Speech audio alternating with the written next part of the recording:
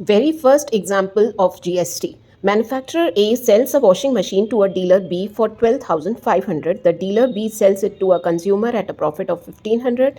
If the sales are intrastate and the rate of GST is 12%, you have to find out all the three subparts of this question. So let us understand the question first. Manufacturer A sells a washing machine to dealer B. तो उसके लिए आप क्या करेंगे कि आपको इस तरीके से कुछ टेबल बनाना होगा. टेबल इन द सेंस इस तरीके से आप फॉर्मेट बनाएंगे. मैन्युफैक्चरर ए डीलर बी को सेल कर रहा है 12,500 में और डीलर बी आगे कंज्यूमर को सेल करता है एट अ प्रॉफिट ऑफ 1,500. तो 12,500 में हमने 1,500 ऐड कर दिया तो 14,000 हो जाएगा. जब आप इस तरीके से क्वेश्चन को करेंगे तो आपको क्वेश्चन की बेटर अंडरस्टैंडिंग होगी. तो आप ये ज़रूर जीएसटी में बनाना.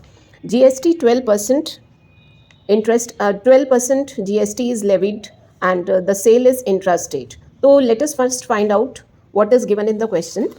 The amount of tax paid by the dealer B to the central government. ये पूछा गया है क्वेश्चन में कि आपको टैक्स कैलकुलेट करना है जो कि डीलर बी सेंट्रल गवर्नमेंट को पे करेगा. तो डीलर बी जो पे करेगा, सबसे पहले हम आउटपुट टैक्स निकालेंगे. और आउटपुट टैक्स कैसे निकलेगा? Collection from the consumer.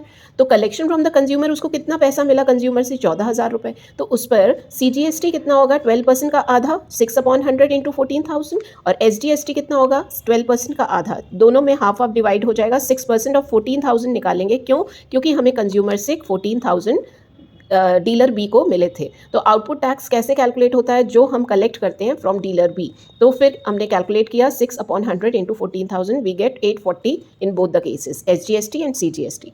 अब सबसे पहले इनपुट आउटपुट टैक्स तो हमने निकाल लिया. अब इनपुट टैक्स निकालेंगे. अब इनपुट टैक्स के लिए हमें पेमेंट निकालना होगा जो कि मैन्युफैक्चरर को डीलर बी ने किया है.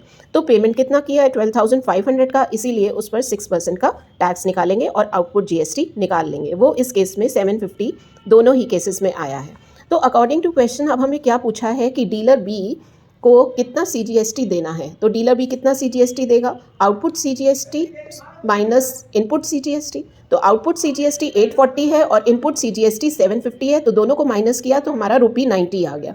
अब स्टेट गवर्नमेंट टैक्स जो डीलर बी पे करेगा वो है ₹90. अब what is the total amount paid by the consumer. अब कंज्यूमर मशीन के लिए कितना पे करेगा? पहले तो वो अमाउंट पे कर रहा है, दैट इज़ 14,000, और उसके बाद उस पर GST पे करेगा, दैट इज़ 12%. तो 14,000 पर हमने 12% लगाया और 1680 का हमारा GST आ गया.